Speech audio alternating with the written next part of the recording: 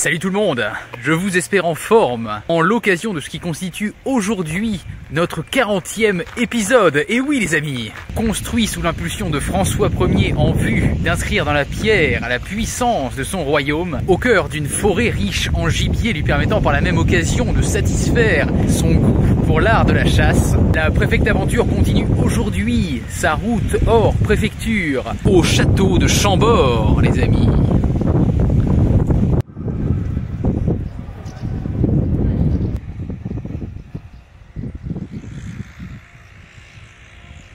Il est immense. On est quand même face au plus grand des châteaux de la Loire, avec quand même plus de 400 pièces à l'intérieur. Et là on a quoi, 3 heures?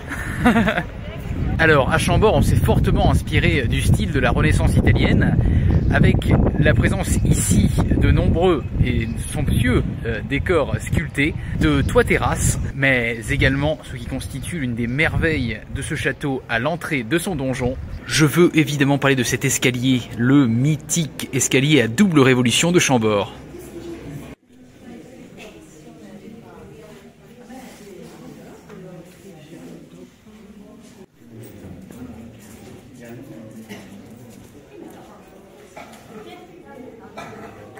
Alors on lui tourne autour depuis tout à l'heure, en visitant le rez-de-chaussée. Je vous propose qu'on emprunte ce fameux escalier. On se situe là dans l'axe de l'escalier.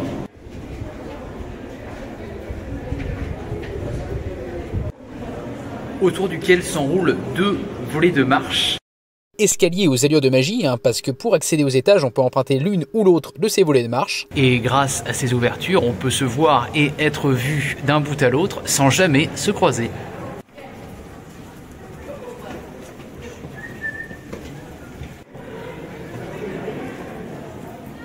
Ces gens là-bas, on a l'impression qu'on va les croiser, mais non, tout n'est en fait qu'illusion. Ah, c'est très très fort.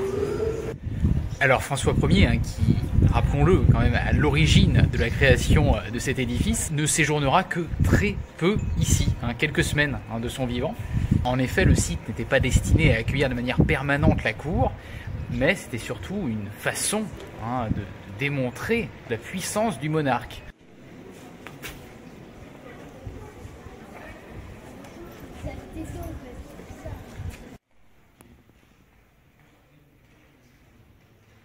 Le château est tellement vaste ici que on a ce luxe dans certaines salles de se retrouver tout seul quoi. Donc c'est vraiment ça fait du bien.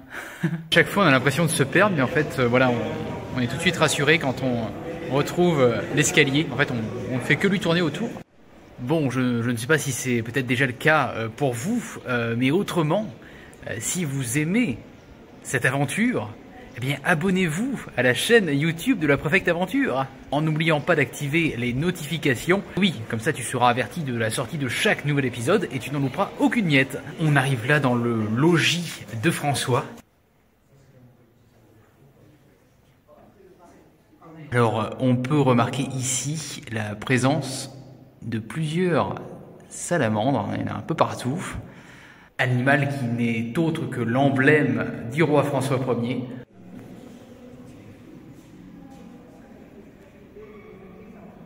Je crois que j'ai trouvé le futur poêle à mettre dans votre salon.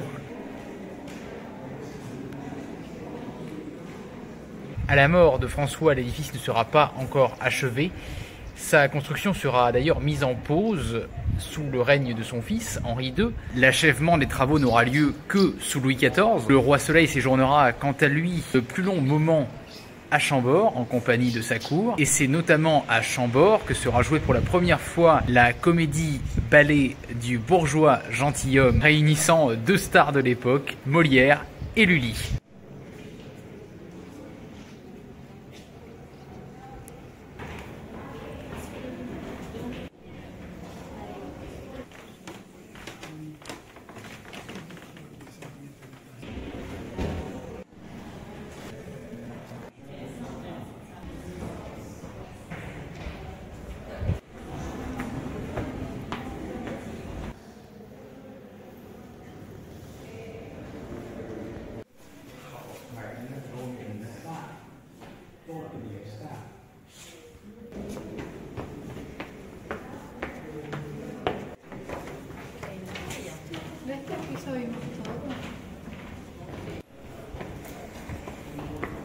Alors je viens de visiter l'une des salles des terrasses du château et j'ai pu assister à un petit film très bien fait où j'ai pu apprendre en fait que le château de Chambord avait servi de dépôt pendant la Seconde Guerre mondiale pour recueillir et protéger de l'occupant des œuvres de musées de toute la France, dont la fameuse Joconde. Et oui, elle a pu passer des vacances ici.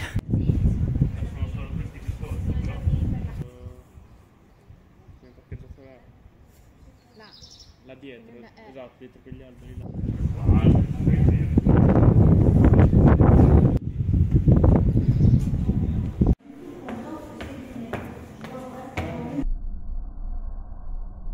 Ah! Les époques se succéderont ensuite jusqu'à ce que ce château devienne propriété de l'État français en 1930, qui en est toujours aujourd'hui l'eurodétenteur. Bon, eh bien, bien sympathique cette petite visite du plus grand, du plus célèbre des châteaux de la Loire. Ah, je me devais de le faire celui-là.